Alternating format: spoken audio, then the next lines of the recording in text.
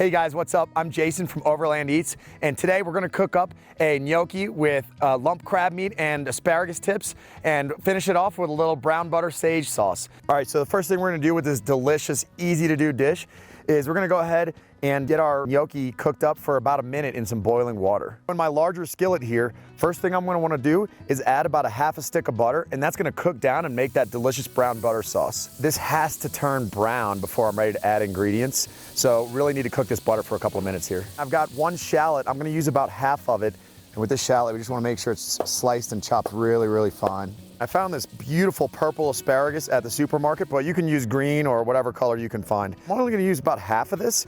Now I just want the tips cut off. And then what I'm gonna do with these is kind of shave them a little bit.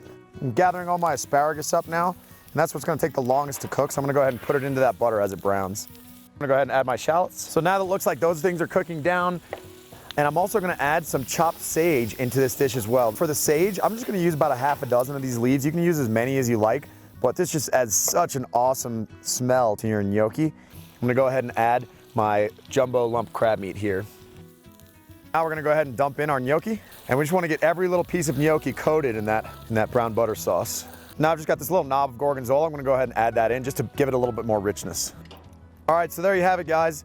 That is a crab and asparagus gnocchi with a little brown butter sauce. For more recipes like this, click on the links in the screen or check out campchef.com. Now all that's left to do is dig in. Pretty good.